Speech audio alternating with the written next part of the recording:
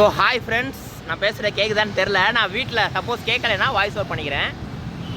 வீட்டிலேருந்து கிளம்பும் போது வீடியோ போடணும்னு நினச்சேன். பட் என்ன ஆயிடுச்சு அப்படின்னா மறந்துட்டேன். சத்தியமாக சொல்கிறேன், மறந்துட்டேன். ஸோ வந்து இப்போ எங்கே இருக்கோம் அப்படின்னா அந்த மேலமடை பெட்ரோல் பங்க் இருக்குது பார்த்தீங்களா, அது பக்கத்தில் இருக்கோம். ஸோ இப்போ வந்து நம்ம இருங்க ஸோ இப்போ நம்ம வந்து பஜார் நோக்கி வந்து போகிறோம்.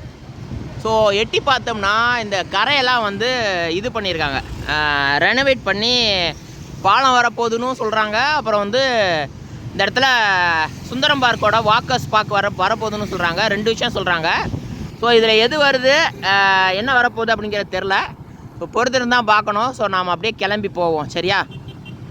சேரில் கொஞ்சம் கொஞ்சமாக ஜாமான்லாம் பர்ச்சேஸ் பண்ணிட்டு மீனாட்சி அம்மன் கோயிலை பார்த்துட்டு அப்படியே வந்து இந்த வளையல்கார தெருன்னு இருக்குது பார்த்தீங்களா, அந்த இடத்துல கொஞ்சம் ஃபேன்சி ஐட்டம் வந்து நம்ம கடைக்காக வாங்குறதுக்காக வந்திருக்கோம். ஸோ இது எல்லாத்தையும் வாங்கிட்டு ஃபஸ்ட்டு வந்து எலக்ட்ரானிக் ஐட்டம் கொஞ்சம் வாங்கிட்டு, அப்புறம் இந்த வளையல்கார தெருவில் வந்து கொஞ்சம் ஃபேன்சி ஐட்டமும் கொஞ்சம் வாங்கிட்டு இப்போ வந்து திருப்பி வந்து வீட்டுக்கு போவோம். ஹாய் ஃப்ரெண்ட்ஸ், நம்ம மாடியில் வாக்கிங் போய்கிட்டே இருக்கும் போது நம்ம கேட்டோட சீக்ரெட்டான ஹைட் அவுட்டை வந்து கண்டுபிடிச்சிருக்கோம். எங்கே இருக்குது தெரியுமா? அங்கே இருக்கு. என் வீட்டுக்கு பின்னாடி வந்து ஒரு சீக்ரெட்டான ஹைட் அவுட்டில் படுத்து கிடக்கு. ஐ மீன் வீட்டுக்கு பின்னாடி படுத்து கிடக்கு. இருங்க பார்ப்போம்.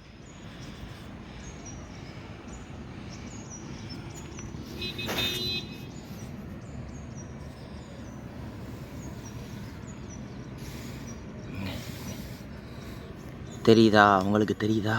எங்கே படுத்து கிடக்காம பாருங்க.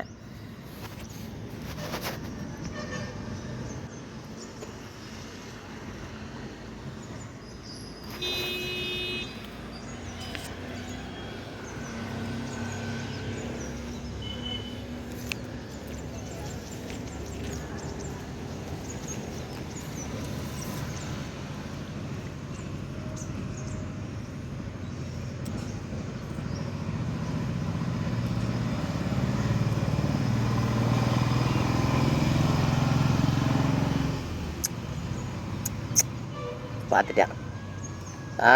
கண்டுபிடிச்சிட்டேன் உன்னைய. சரி சரி, ஒரு தடவை நீ சொன்னால் போதும்.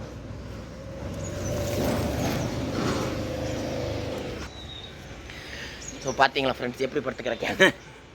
ஸோ வந்து நேற்று வந்து வீலாக எடுக்கணும்னு சொல்லிட்டு ஜங்கு புங்குன்னு கிளம்பி போயிட்டேன்.